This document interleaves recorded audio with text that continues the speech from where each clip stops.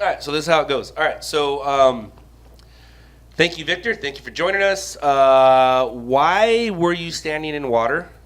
And I have a feeling that that's going to be a nice package. But wait, it was a nice package. You have a nice package. Well, I like your package. Every time I do a stand-up, You know you got talking to the microphone, right? You know how that's how that works. You can bring the microphone to you if you want. That's fine. Does it look good? There you go. How many years were you at broadcasting school? Did you miss 4 years. Did you miss microphone day? Huh? Mic day? Huh? Never really had a mic day, but All right. So you were in broadcasting school, and let's talk about it. Let's talk about why you're sitting here dressed way better than all of us.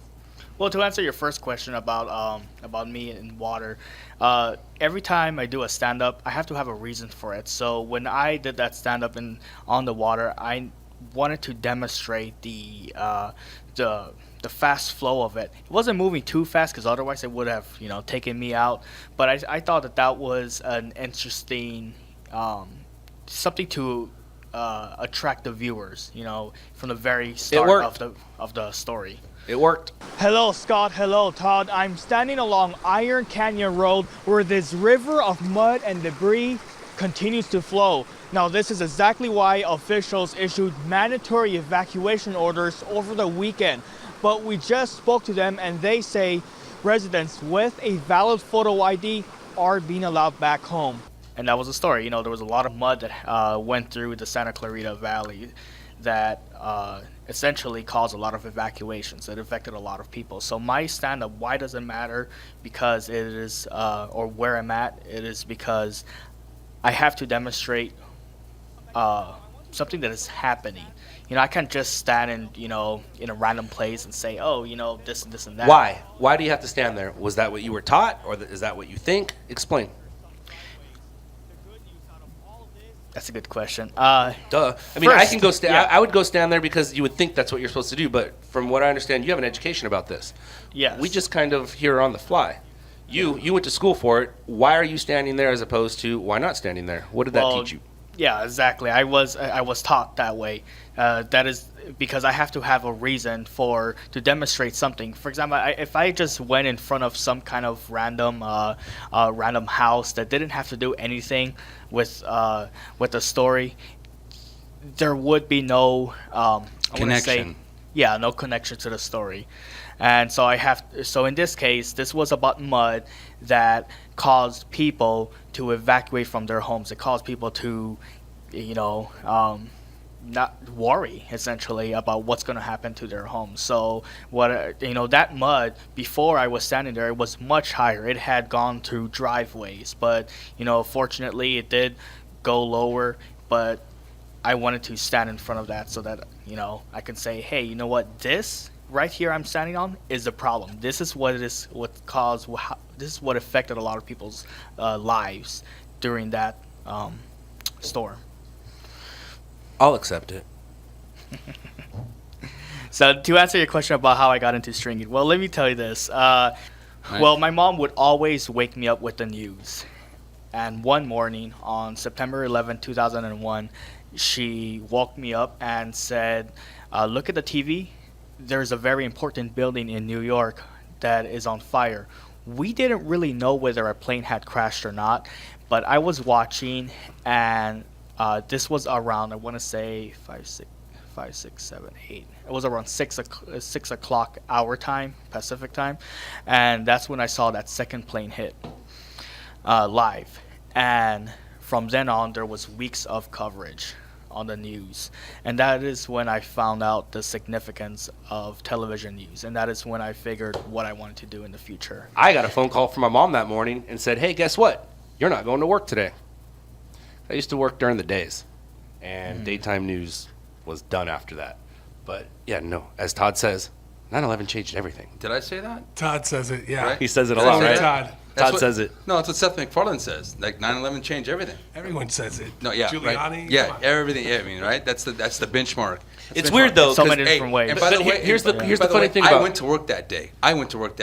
And you had not. Did you he was drive? 10. No, so you didn't drive anywhere that day. No. Right, you didn't drive anywhere that day. No. I drove that morning into work, and you want to know the creepiest day of ever driving in fucking LA traffic is driving in the morning to work on that day, and you'd be amazed at how many people on a freeway. I mean, it's LA freeway, so it's like moving at 20 miles an hour, so you can still see everybody, but everybody was on a head on a swivel looking at every other person driving.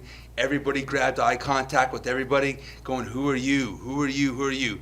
That day was crazy. That day, that day changed everything. That day changed two people's careers.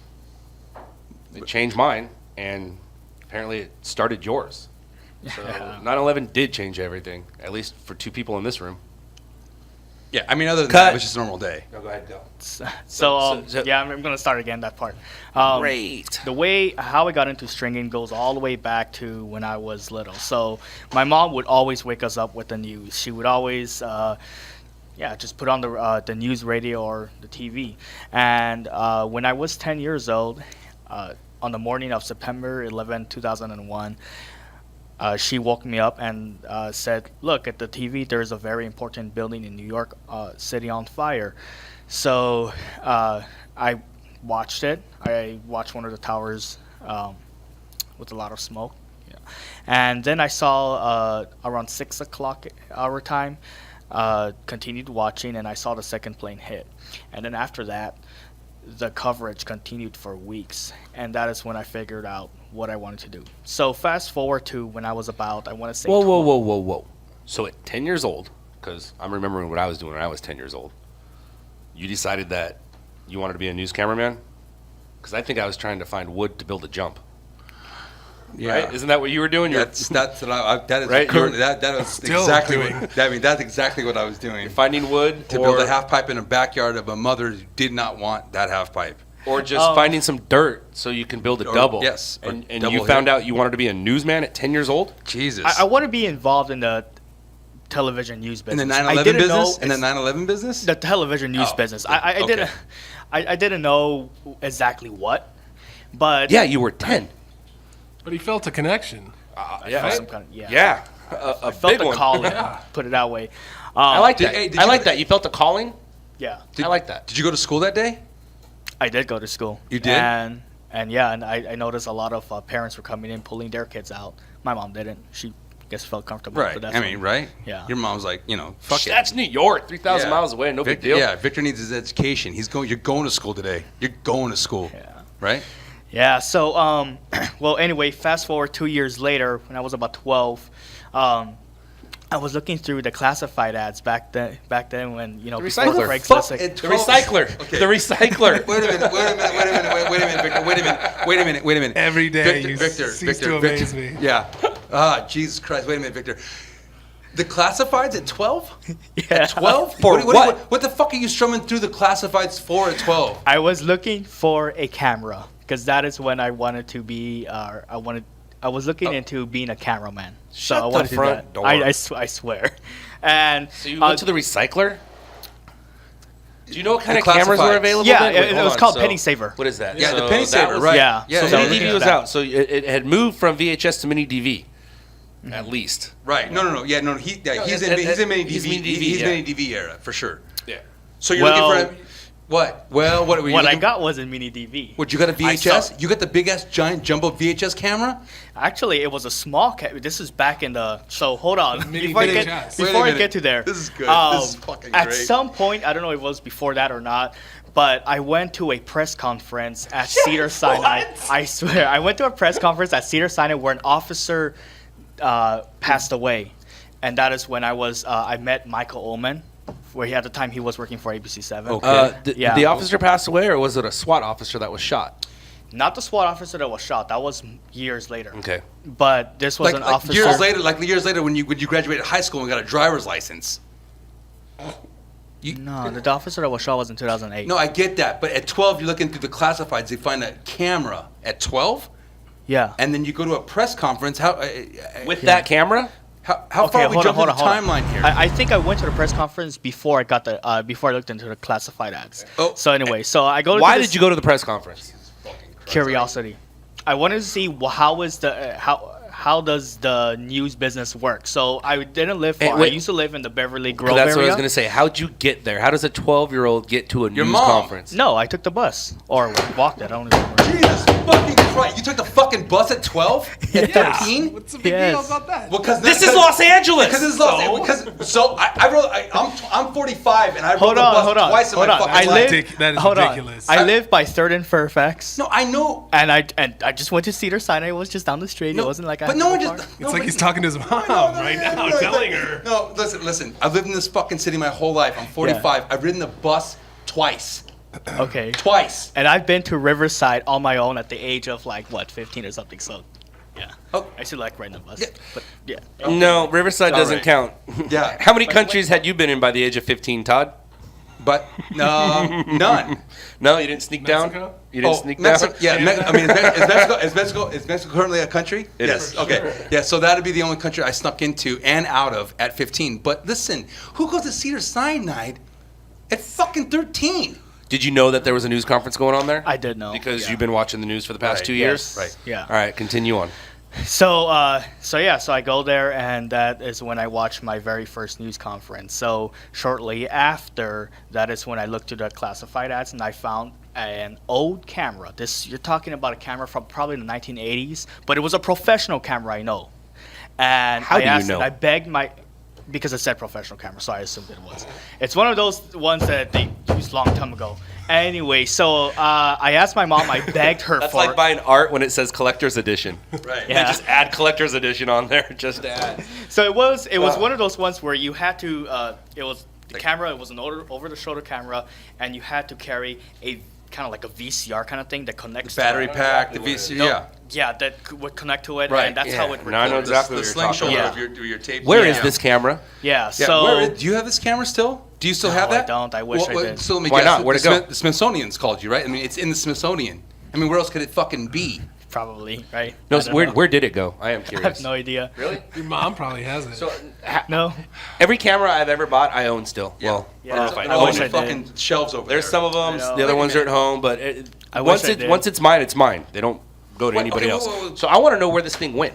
Like, have what no did you idea. just lose it? I think so. Wait. How did you get into Cedar Sinai? Did never lost a Did your camera, mom ever. walk you into Cedar Sinai? No, he No, took the it's bus. No, I know he got there It by was a the- bus, but when you get to fucking Cedar Sinai, how do they let a fucking 13-year-old? It's outside the. It's Anybody in outside. there. The press conference was outside the building. All right, Victor. Listen, we need to figure out more. When we're hiring people, Scott, we need to figure out what We need to fucking vet backgrounds. more. We need to vet bigger. We need to vet harder because Bigger this background kid, checks? because now this kid sounds like a fucking loose cannon. Now he seems like a loose cannon here. on the team. Sounds like a Sounds future. a little more driven than sounds some like of a, we us. Yeah, at sounds that like a age. future reporter. Yeah, I got a well, question yeah. actually for Victor. What? Who was your true inspiration? Like, who did you want to emulate when you were Hal Fishman doing this? Yeah. Do you even know who Dallas Hal Fishman Ray? is? Is, I or- do know who Oh, Hal you knew Hal- Fishman. Hal- Yep, KTLA. Of course, because you were watching the news at fucking 8. Yeah. Probably Right. like 3. I was on with Hal Fishman on. I just fed in a fire. He wanted to talk to me, so he said, "On the phone, we have Scott." I'm like, "Hi, Hal." And he's like, it stumbled him. He's like, "Hello." He wasn't expecting me to say hi to him, but I got to say hi to him on the air, and then I got to talk about a fire that I was shooting. You're very lucky. Well, I wish I'd spoke to him. He's a great guy. Talk about my inspirations. People like David Muir, Scott Pelley, those guys. Again, is there one more you can name Scott that I Lane. don't know? Oh, Because I don't know the first two people you named. Who's you got a third? Those are local guys, yeah? no, those are Those are national. national. guys. Shows you what I know. I just realized something. At your age, when you were getting involved with news, do you want to know what I was heavily involved in? In Miami Vice. Don Johnson. I was gonna say, don't talk like listen, that. Miami Vice, Michael Tubbs, Don Johnson. I knew every Friday week to week, what the undercover Miami Vice squad at Miami Vice was doing. So it's kind of the same thing with me, but No. news. So Yeah, I don't think we share that. But I didn't go anywhere. I wasn't pretending to be a Vice squad. I wasn't out Yeah, playing right. detective. I saw those Well, you know turquoise what? No. shirts you wore. I went there not to pretend I was a reporter. I went there to were know on- how it's Right. done. That's why I what went I'm there saying. speaking You to. were on your way. You were on your way Yeah. to what you are doing now. What we're sitting here doing now, Vic. Yeah, and right now we're talking about how you got to here. So finish your camera story and talk about school and wrap it up. Yeah, so again, that's so I got hold of my first camera, and I went to another conference or some kind of story. Okay, that was he needs to happening stop talking. at- hold on. I went to some other thing that happened at the Grove, and Right. with the camera that didn't Right, even work. Right. I mean, Jesus Christ, Victor, what are you like? You're like a fucking phenom newscast broadcaster in the. Hey, why do you think I had no friends? What? Hey, Hey, we don't need to talk about personal business here. Okay, so we are going to stop, and I think thanks, Gene. that's good for our first rehearsal, guys. You guys Yeah. happy with that? You have any ideas, suggestions? I, You have a lot of editing to do. Yes. But is that No, cool? I Are think you good the for breakdown. rehearsal? I think the way they I break think it'd be down. cool. That was fun. I like talking with Victor. I like talking about the industry. I like talking about footage I've shot. So, do you have any final words before we get into your ending? It was a fun show. Wasn't it? I like doing it like this. It's kind Yeah. of simple. Do the conversation before, and then come in here and talk about the conversation. So, Yeah. I'm stoked on it. Well, also, hey, congratulations on your marriage. You know what? And that package was really fun to do. It was the most fun. I know I've done some on like going into a bar and recording people drunk as hell, but Visually, this is the best package ever. Yes. Visually, And- there's so much going on with it. Yeah. And thank you for doing it. Thank you for making your. Absolutely, my Thank you for pleasure. handling your package. My pleasure. Ironically, for a wedding and for. But, All right, so let's do our handshake. Thank you, sir. yep. Appreciate it. Have a good one.